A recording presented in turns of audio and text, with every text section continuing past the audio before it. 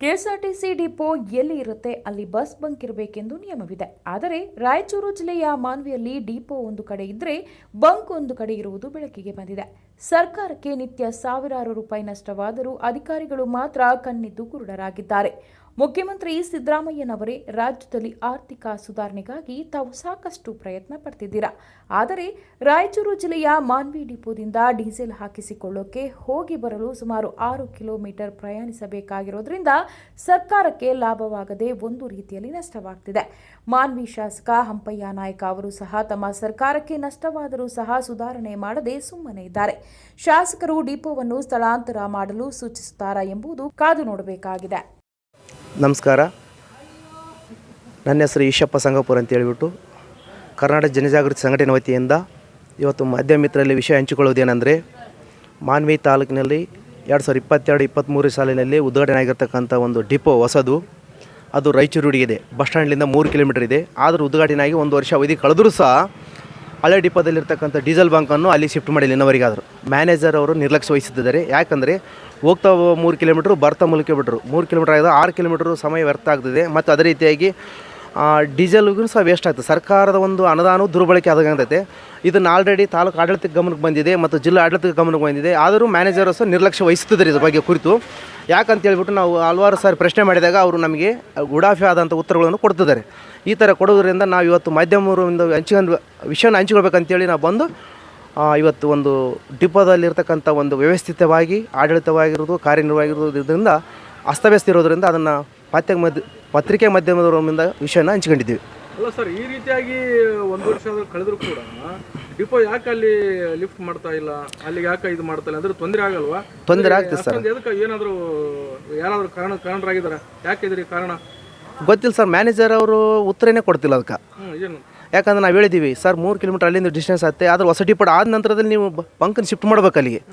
ಸುಮ್ಮನೆ ನೀವು ಯಾವುದೇ ಒಂದು ಉಡಾಫಿ ಉತ್ತರ ಕೊಟ್ಕಂತ ಯಾವುದೇ ಒಂದು ಕಳಪೆ ಮಟ್ಟದ ಒಂದು ಕಾರಣಗಳು ತೋರಿಸಂತ ಇದ್ಬಿಟ್ಟು ಹಳೆ ಡಿಪೋದಲ್ಲಿ ಮುಂದುವರಿಸಿದರೆ ಆದರೂ ವ್ಯವಸ್ಥಿತವಾಗಿ ಬಸ್ಸುಗಳು ತಿರುಗಾಡೋಕ್ಕೆ ಅಡಚಣೆ ಆಗುತ್ತೆ. ಮತ್ತು ಅದೇ ರೀತಿಯಾಗಿ ಸರ್ಕಾರ ಗಮನಕ್ಕೆ ಬರೋದು ಏನಂದ್ರೆ ಸರ್ಕಾರ ಅನುದಾನ ದುರ್ಬಳಕೆ ಆಗುತ್ತೆ. ಯಾಕಂದರೆ ಹೋಗಿ ಬರಬೇಕಾದ್ರೆ ಡೀಸೆಲ್ ವೇಸ್ಟ್, ಅಲ್ಲಿಂದ ಅದು ಆಟೋಮೆಟಿಕ್ ಡೀಸೆಲ್ ಆಕ್ಷನ್ ಬಂದುಬಿಟ್ರೆ ನೇರವಾಗಿ ಬಸ್ ಸ್ಟ್ಯಾಂಡಿಗೆ ಬರುತ್ತೆ.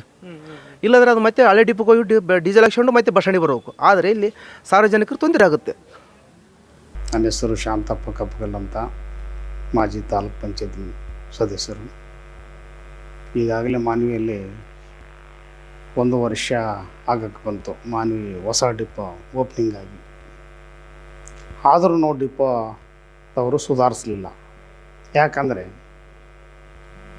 ಹೊಸ ಡಿಪೋಲಿಂದು ಹಳೆ ಡಿಪೋವರೆಗೆ ಸುಮಾರು ಬಸ್ಸುಗಳು ಪ್ರತಿದಿನ ಡೀಸೆಲ್ ಹಾಕ್ಯಂಬಕ್ಕೆ ಬರ್ತಾವೆ. ಅವು ಇಲ್ಲಿಂದ ಡೀಸೆಲ್ ಹಾಕ್ಕೊಂಡು ಅಲ್ಲಿ ಮತ್ತೆ ಹೊಸ ಡಿಪೋಕ್ಕೆ ಹೋಗಿ ಅಲ್ಲಿ ರೂಟ್ ಹಾಕ್ಕೊಂಡು ಹೋಗ್ತಾರೆ ಅವರು. ಅಂದರೆ ಈ ಹೊಸ ಡಿಪೋಲಿಂದು ಹಳೆ ಡಿಪೋವರೆಗೆ ಸುಮಾರು 3 ಕಿಲೋಮೀಟ್ರು, ಹೋಗೋಕ್ಕೆ 3 ಕಿಲೋಮೀಟ್ರು, ಬರೋಕ್ಕೆ 3 ಕಿಲೋಮೀಟ್ರು, ಅಂದರೆ ಪ್ರತಿದಿನ 6 ಕಿಲೋಮೀಟ್ರ್ ಆಯಿತು. ಅಂದರೆ ಒಂದು ಬಸ್ಸಿಗೆ ಸುಮಾರು 1 ಲೀಟ್ರ್ ಡೀಸೆಲ್ ಆದರೆ ಸುಮಾರು 30-40 ಬಸ್ಸು ಒಂದು ದಿನಕ್ಕೆ ಆಗ್ತದ. ಆದರೂ ಒಂದು ದಿನಕ್ಕೆ 40-50 ಲೀಟ್ರು ಲಾಸ್ ಆದ್ನಪ್ಪ ಅಂದರೆ ಸುಮಾರು 1 ವರ್ಷಕ್ಕೆ ಎಷ್ಟಾಯ್ತು ಇವತ್ತು? ಯಾಕೆ ಇದನ್ನು ಡೀಸೆಲ್ ಟ್ಯಾಂಕ್ ಶಿಫ್ಟ್ ಮಾಡವಲ್ರು? ಇದಕ್ಕೆ ಕಾರಣ ಏನು? ಇದೇನು ಅಧಿಕಾರಿಗಳದು ಲೋಪದೇಶೋ ಇಲ್ಲ ಜನಪ್ರತಿನಿಧಿಗಳು ಲೋಪದೇಶ ಅನ್ನೋದು ಇವತ್ತಿನವರೆಗೆ ಯಾರಿಗೂ ಗೊತ್ತಾಗವಲ್ತಿದ್ದು. ಯಾಕೆ ಮಾಡೋಕ್ಕೆ ಕಾರಣ ಏನು?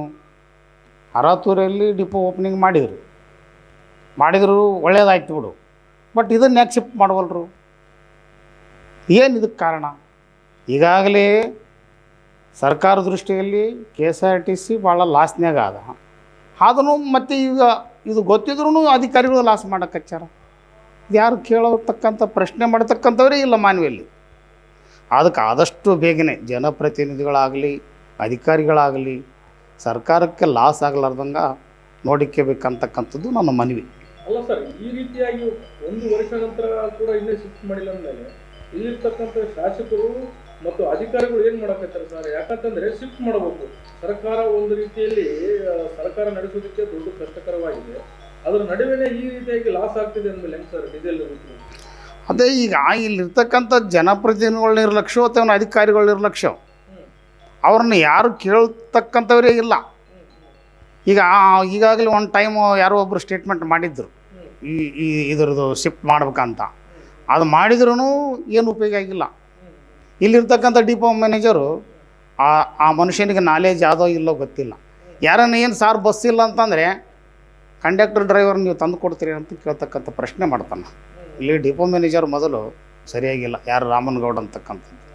ಸುಮಾರು ಅವಾಗ ಬಸ್ ಎಷ್ಟಿದ್ದು ಪ್ರತಿಯೊಂದು ಊರಿಗೆ ಅವೆಲ್ಲ ಕಲರ್ಸ್ ಕಂಪ್ಲೀಟ್ ತೆಗೆದುಬಿಟ್ರು.